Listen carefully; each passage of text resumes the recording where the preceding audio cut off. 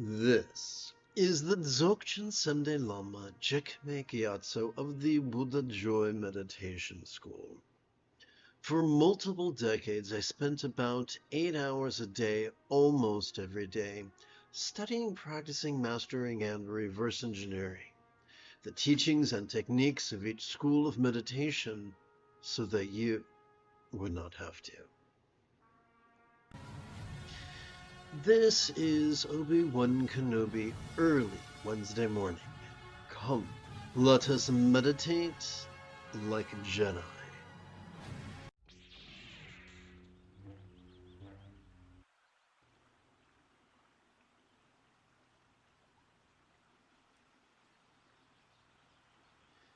Impermanence, interdependence, and emptiness comprise the first fold of the Buddha's eightfold path of enlightenment.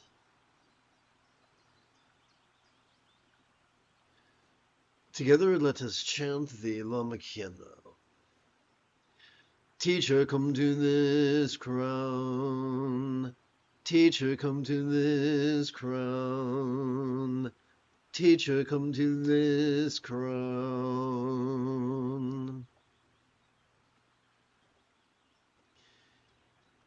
Simplicity is the ultimate sophistication, so said Leonardo da Vinci. In agreement with the teachings of the Buddha many, many centuries before, who insisted that all the stressors we endure could fit neatly into the four bases of mindfulness: the mental, the interpersonal, the physical, and the circumstantial. Let us bring our experience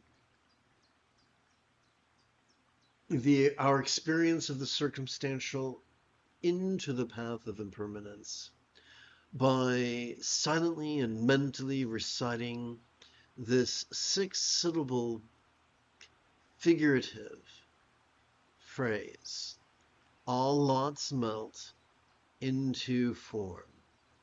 It is not our job to believe or visualize or philosophize. It is simply our job to silently and mentally recite these words in harmony with our inhalation and our exhalation and our autonomic nervous system. This is what I like to refer to as passive contemplation.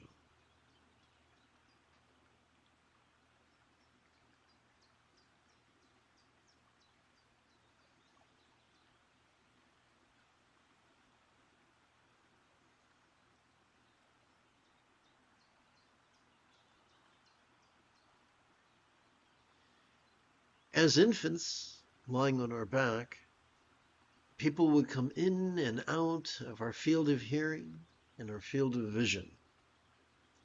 And we would very soon feel as if the world revolved around us. And of course, part of entering adolescence and then entering adulthood is discovering that no, it does not. And yet, this series of four passive contemplations uses that infantile self-centeredness to help us transcend that self-same phenomena. Let's continue. Now let us bring our experience of the physical into the path of impermanence by silently and mentally reciting the figurative phrase, all forms melt into speech.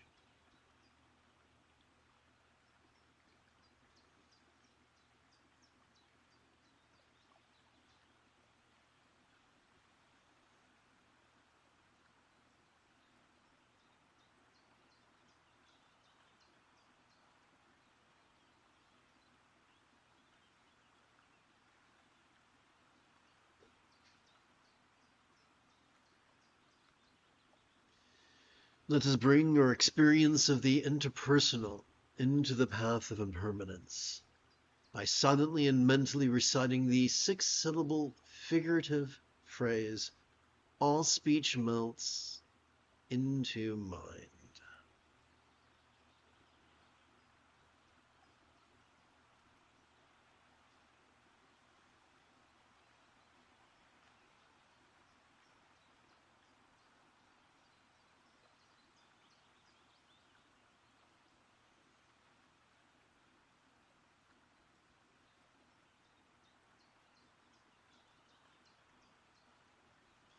Let us conclude this set of 4 passive exercises by bringing our experience of the mental into the path of impermanence.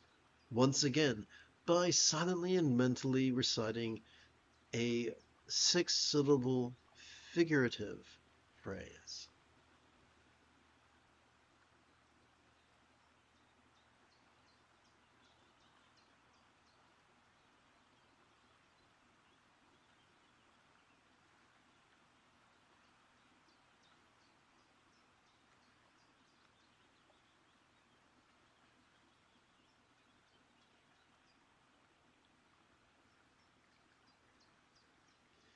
We now turn to the main course of this morning's live stream.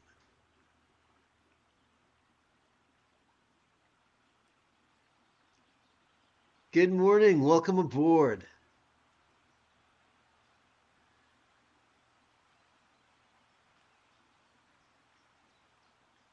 The 7th and 8th folds of the Buddha's Eightfold Path of Enlightenment.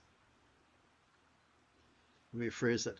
Mindfulness and meditation of the 7th and 8th folds, but why bother?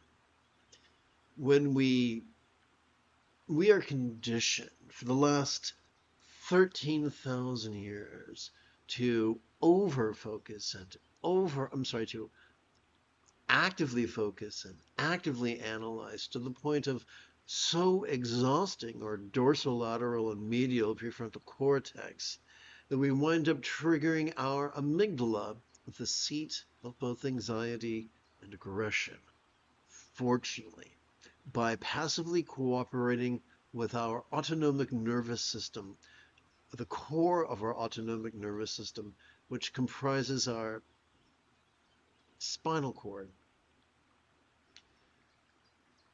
we calm that self-same anxiety and aggression and gently stimulate our anterior cingulate gyrus, which functions as the seat of empathy. Sounds great. Sign me up. How do we do that? Well, it's a 2-step process. We begin with being mindful, vulnerable, and random. You see, every time we inhale, whether we know it or not, we have evolved to automatically access the middle bit of that same spinal cord. This region functions as the core of our sympathetic nervous system, which has evolved to help us to vulnerably, passively, viscerally, randomly, and fleetingly notice all mind's antics of perception, emotion, intention, cognition, recollection, and imagination. All of them. From the external to the internal, from the physical to the mental, from the pleasurable to the painful, from the interesting to the boring, from the glorious to the grotesque. Thank you. That's very kind of you to say. A question remains, however, what do we do with all this stuff that we noticed? The one-word answer is meditation. We meditate in such a way as to spontaneously experience the phenomena of no self and emptiness. But how does that work?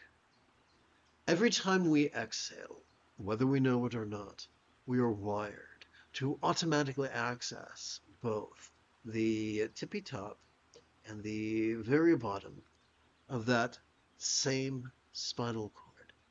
These two extremes, working as a team, function as the core of our parasympathetic nervous system, which has evolved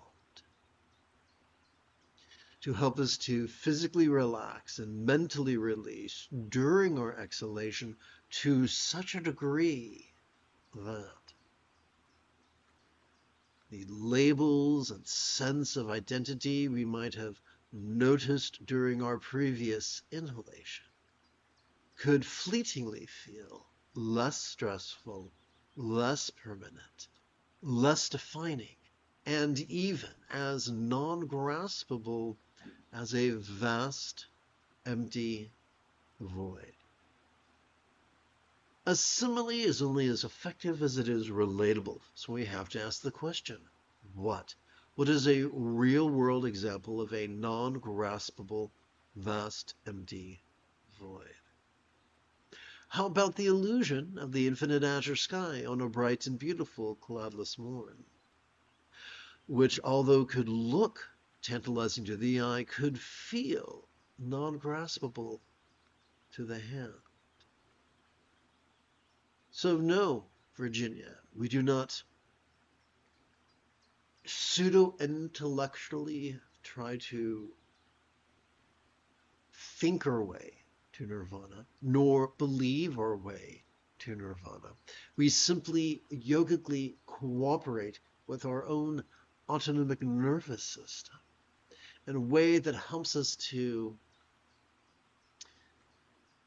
viscerally and effortlessly release, at least to a certain degree, at least for a little bit, during each exhalation, at least for a moment until our next inhalation when the cycle begins afresh. Now this is the wake-up call. If these cool and lofty things are fleeting, then why bother? If these things don't stop us from enduring the slings and arrows of outrageous fortune, they don't stop us from perceiving or emoting or intending or thinking or recalling or imagining, what's the use of it? What if enlightenment was simply the mastery of the Eightfold Path, getting so good at it that we practice it spontaneously, habitually, easily, and effectively? Do not be daunted by the word mastery. Humans are mastery machines. As we children, we mastered using the toilet, tying our shoes, brushing our teeth, riding a bike, reading, writing, and arithmetic. Here is the great secret. Simply by playing with mindfulness and meditation, perhaps as little as once every 12 hours, the remaining 6 folds of the path are effortlessly mastered. Simply by noticing and relaxing in harmony with our breathing, we cannot help but notice change whether we want to or not. Simply by noticing and relaxing in harmony with our breathing, we cannot help but have our intention and our communication and our conduct and our commerce be kinder and kinder and kinder.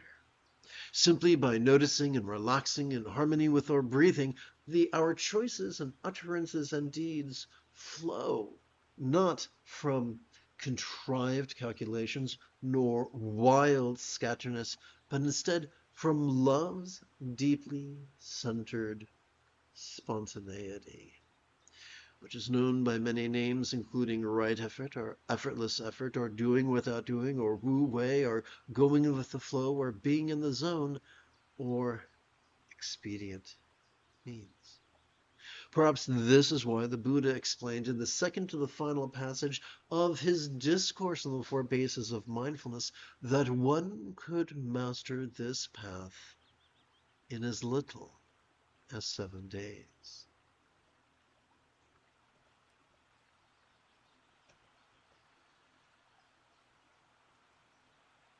How do we practice the union of awareness and letting go? Simple. Every time we feel air enter our nostrils, we silently and mentally recite the verb watch. Every time we feel air exit our nostrils, we silently and mentally recite the verb rest. Let us not make the mistake of actively focusing upon our nostrils. Let us instead be like a piano student who has a passive and peripheral awareness of the metronome clicking away on a nearby bookshelf. But the lion's share of their attention is consumed with the sheet music and the keyboard. Similarly, we are enthralled by watching and resting, merely using our breath as a metronome. The moment you have a specific question about the philosophy or techniques supporting meditation, do not hesitate to type your question in great detail in the chat window, for I tend to check for questions about once every 13 minutes.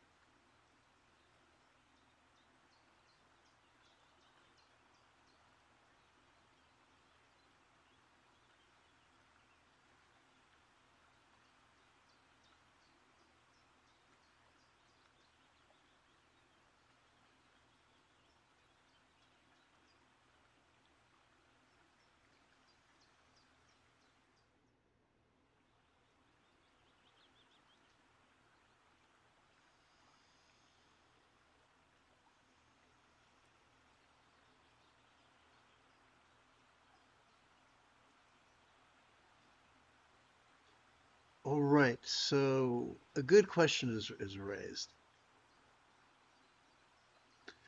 I read so Marvey wrote, cultivating resistance to act and finding enjoyment in just being. Okay, so that is an understandable question, and I'm going to answer it in a roundabout way.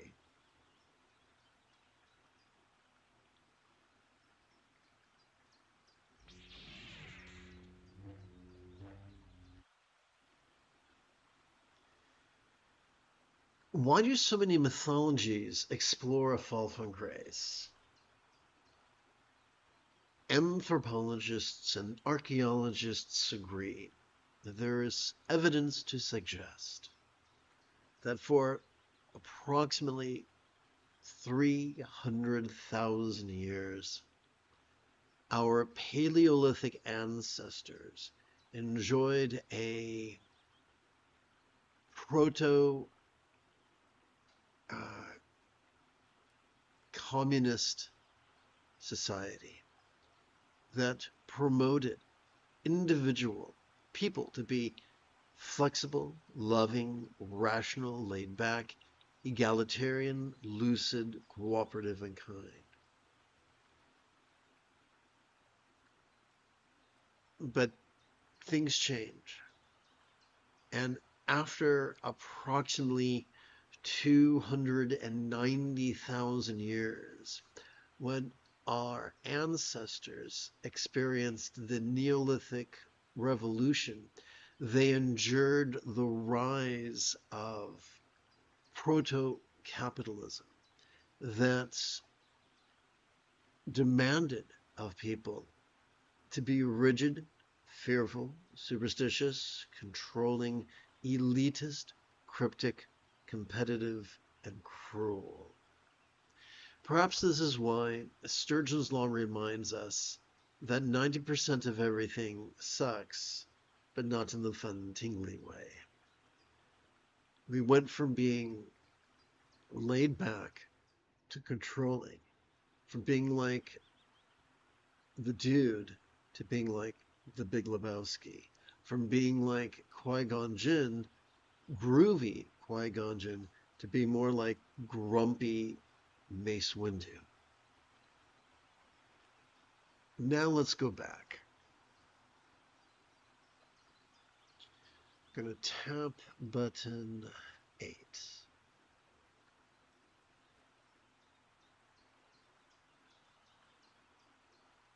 So cultivating resistance.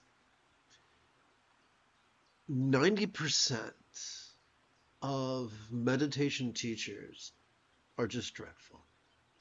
And these are the guys who are going to tell us that if it's to be, it's up to me. We got to use white knuckle intensity and get it out. We got to make it happen. However, if you look carefully, you can find the 10% who are like, there is the right effort is the effortless effort. That is the spontaneous byproduct of simply noticing and relaxing in harmony with our breathing. With those who take, let me jump to a different visual aid. Let's see, going back to button 9, and hopefully the right Word document.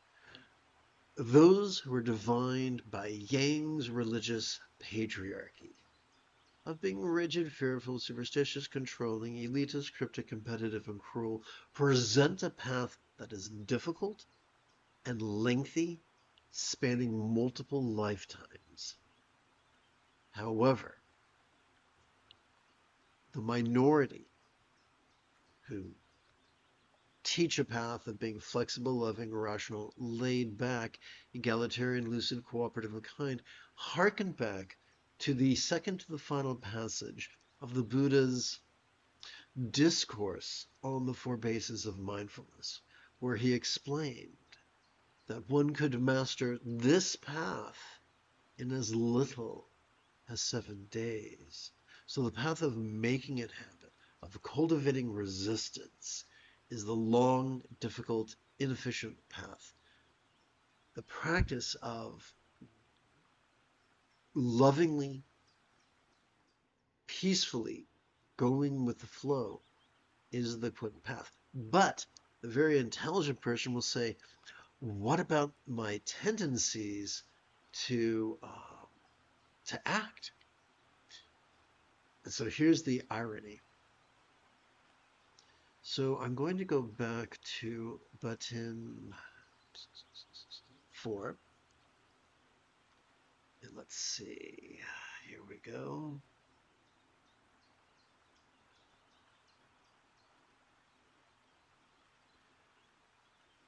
One of the many things we are wired to notice during our inhalation is volition, intention, will. And what do we do when our will is like, okay, boys, I'm in charge. Follow me. Here we go. Let's take that hill. Let's get him. What do we do with that? Simple. We notice it and we rest. As we relax into our exhalation, whatever intention to be laid back or proactive we noticed during our previous inhalation could feel as if it was melting into the simplicity of just intention. Whether our intention is beneficial or harmful, we are protected from it by the mechanism of watching and resting in harmony with our breathing. So think of it this way.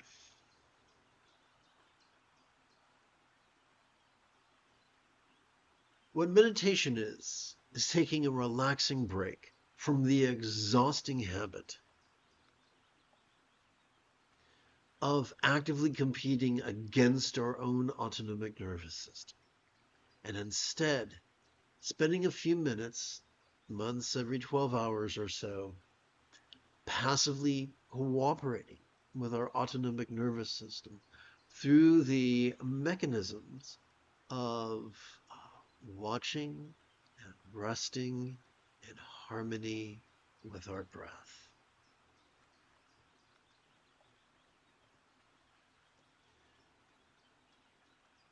I hope that makes sense. So in the past, in my enthusiasm to master the path, I would try to force myself to just be. But that doesn't work. That's like making love in the name of virginity. It's a fun way to spend an afternoon, but it takes you further away from the goal. Before I was born, there was an advertising slogan: sit back and leave the driving to us. I think it was for a bus line. Similarly, it's not our job to repress our tendencies to act and indulge our tendencies to be. It's simply our job to passively cooperate with our autonomic nervous system once every 12 hours or so. Do that, and mastery of the path becomes an inevitability. Checking the time. Okay, so what I'm going to do now is adjust my legs and advance the text. Together, let us chant Lama Naljor. Teacher, blend with this mind. Teacher, blend with this mind. Teacher, blend with this mind.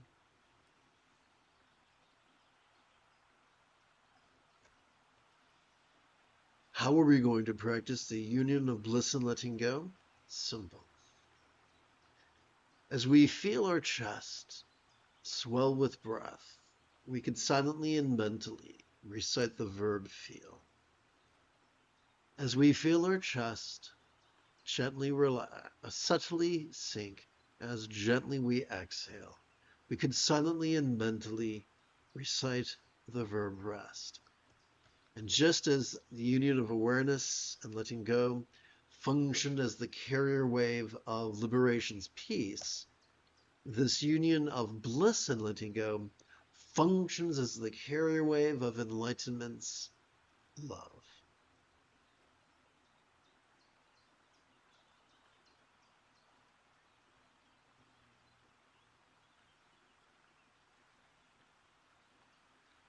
You're welcome.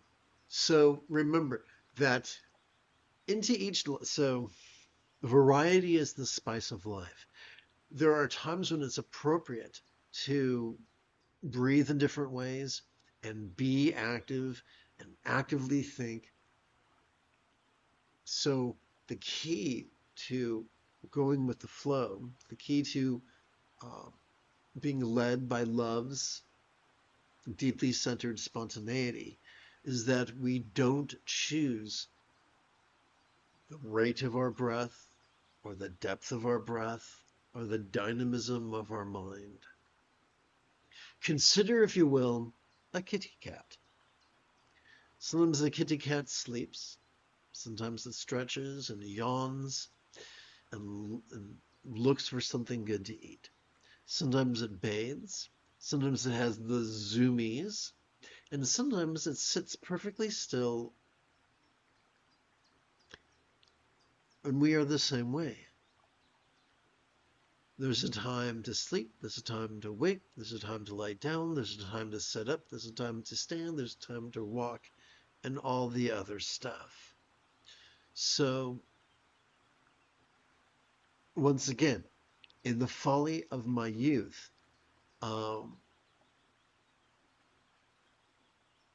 I actively meditated and I performed and I actively concentrated and I actively analyzed all day long. And then when it was time to finally sit, I was so exhausted, I couldn't do it.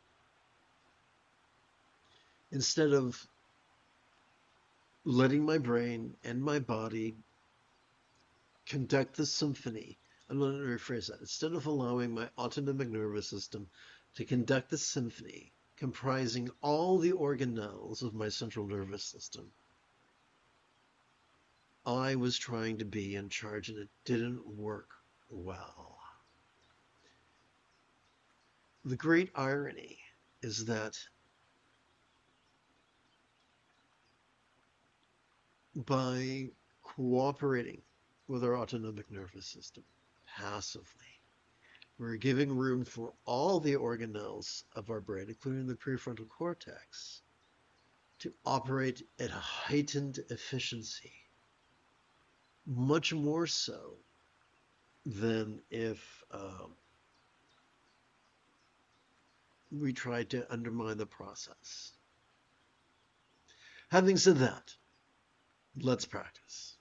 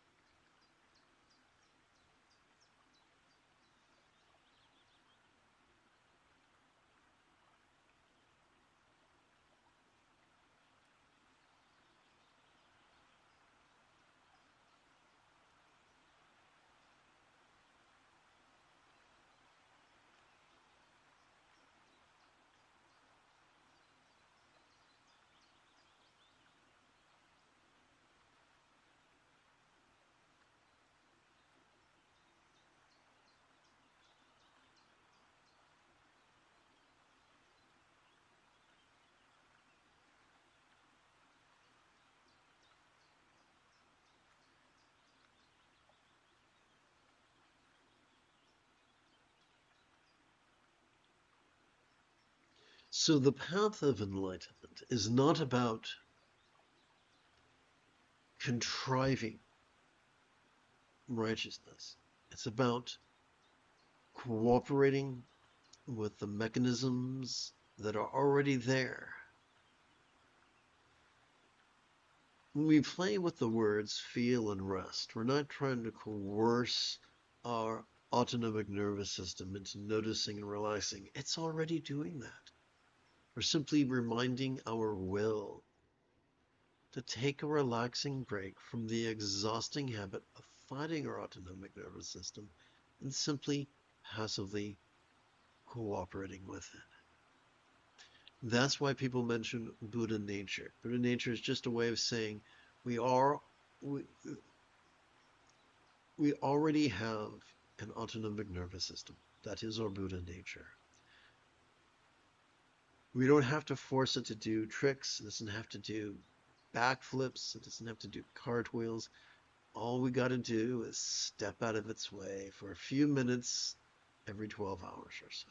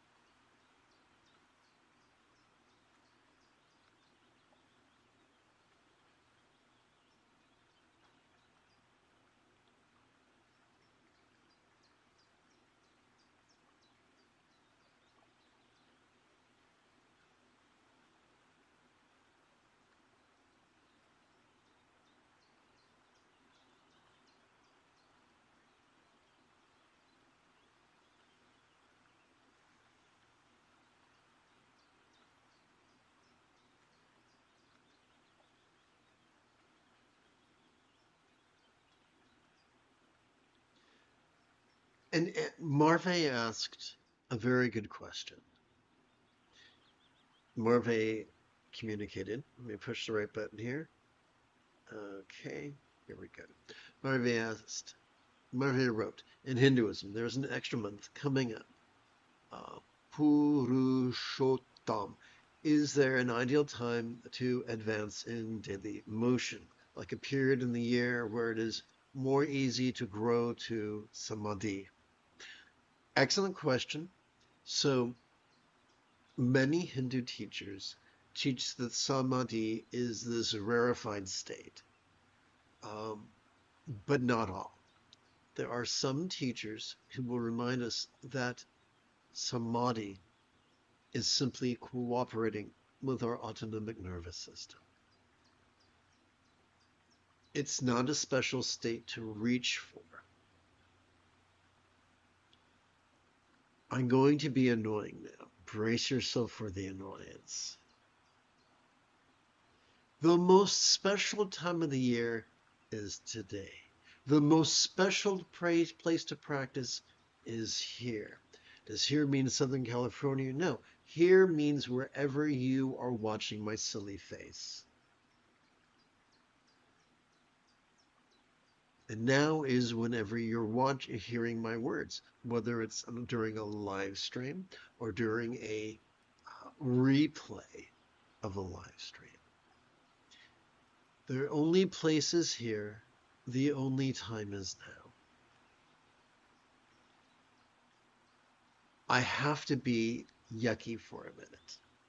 Some people are predatory, and they look at students as a flock that they wish to fleece. And so these people, regardless of culture, regardless of religion, will twist their culture and twist their religion and coerce people and say, well, hey, if you want good fortune or you want enlightenment, you must come to this temple on this part of the calendar and make an offering and buy a tchotchke and bow down to my awesomeness. Another such malarkey. I'm going to push another button. Let's see here. I'm going to tap button 9 again. And let us revisit the same visual aid with different explanation. Charles Dickens, was it Charles Dickens? Yes, Charles Dickens wrote A Tale of Two Cities. Consider, if you will, a tale of two cousins.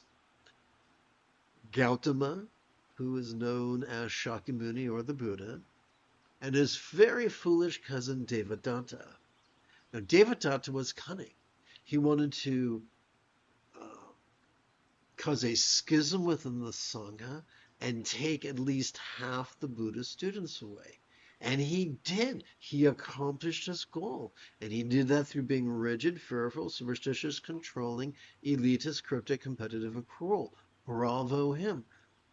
But he couldn't keep the students because the students who left with him soon found that his methods, although appealing and compelling and interesting, were ineffectual and unsustainable.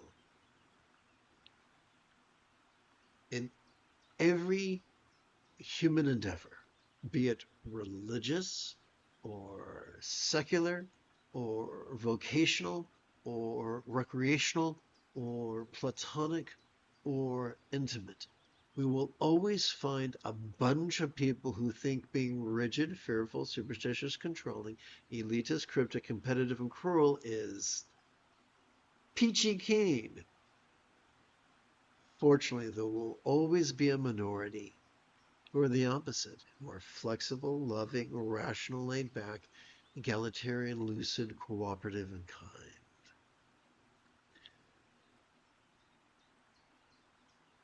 When Shakespeare's Hamlet professed that he must be cruel to be kind, he was tormenting his mother, and he was moments away from assassinating her advisor. Our friend Hamlet went from pretending to be mad to being at least a little bit mad. There is a difference between cruelty and kindness. There is a difference between yang and yin. There will always be people who teach rigid superstitions, sometimes sincerely, sometimes in a controlling, elitist manner. Remember, the ideal place is where you're at. The ideal time is right now. I'm going to shift gears. So let's tap button 4, and hopefully I'll be coordinated. We have worked with the union of awareness and letting go, and the union of bliss and letting go. We're going to conclude with the union of love and letting go. Let us bring our personal needs and desires into manifesting's path of universal love.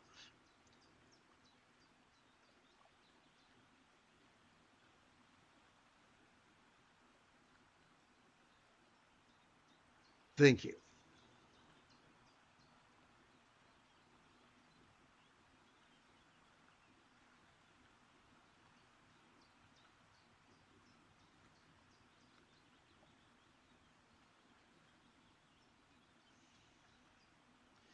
Mental kindness is the second fold of the Buddha's eightfold path of enlightenment.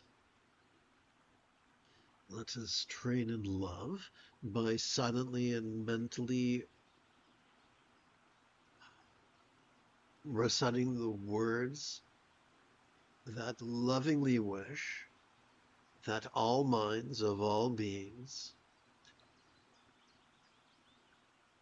are lavished with liberation's peace. During our intonation, let's let go by physically relaxing as best we can while verbally chanting this 12-syllable mantra 4 times per breath for a total of 4 breaths.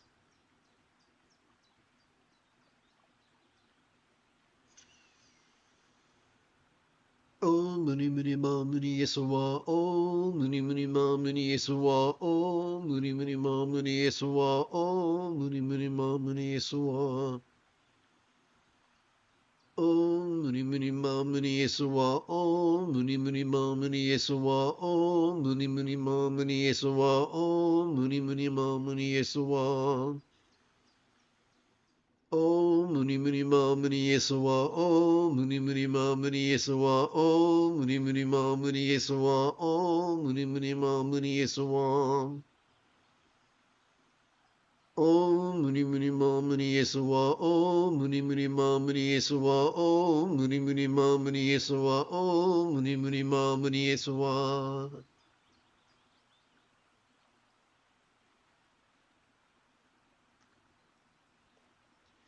Interpersonal kindness is the third fold of the Buddha's eightfold path of enlightenment. As we breathe in, let us kindly wish that all speech of all beings be lavished with enlightenment's love. Om Muni Muni Ma Muni Yesuwa, Om Muni Muni Ma Muni Yesuwa, Om Muni Muni Ma Muni Yesuwa, Om Muni Muni Ma Muni Yesuwa. Om Muni Muni Ma Muni Yesuwa, Om Muni Muni Ma Muni Yesuwa, Om Muni Muni Ma Muni Yesuwa, Om Muni Muni Ma Muni Yesuwa.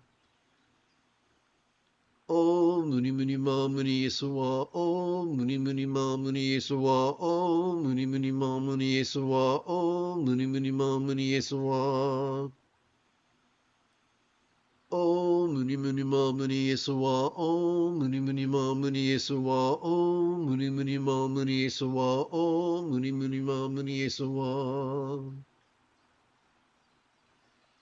Physical kindness constitutes the fourth fold of the Buddha's Eightfold Path. Let us lovingly wish that all forms of all beings now be lavished with profound health in the most wonderful way. Om Muni Muni Ma Muni Yesuwa, Om Muni Muni Ma Muni Yesuwa, Om Muni Muni Ma Muni Yesuwa, Om Muni Muni Ma Muni Yesuwa. Om Muni Muni Ma Muni Yesuwa, Om Muni Muni Ma Muni Yesuwa, Om Muni Muni Ma Muni Yesuwa, Om Muni Muni Ma Muni Yesuwa. Om Muni Muni Ma Muni Yesuwa, Om Muni Muni Ma Muni Yesuwa, Om Muni Muni Ma Muni Yesuwa. Om Muni Muni Ma Muni Yesuwa, Om Muni Muni Ma Muni Yesuwa, Om Muni Muni Ma Muni Yesuwa, Om Muni Muni Ma Muni Yesuwa. We conclude with circumstantial kindness, the fifth fold of the Buddha's Eightfold Path of Enlightenment. Let us lovingly wish that all circumstances of all beings now be lavished with good fortune in the most wonderful way.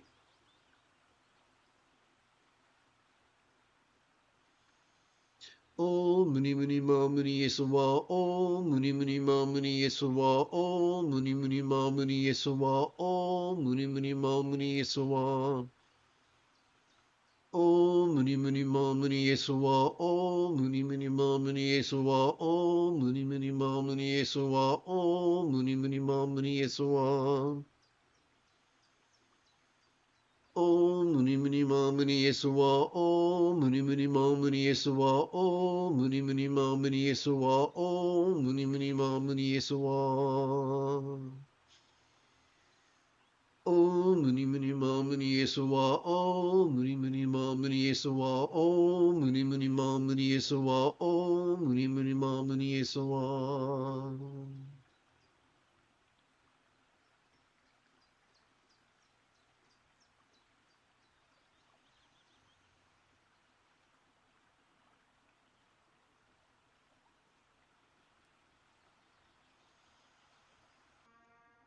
You have taken your first step into a much larger world.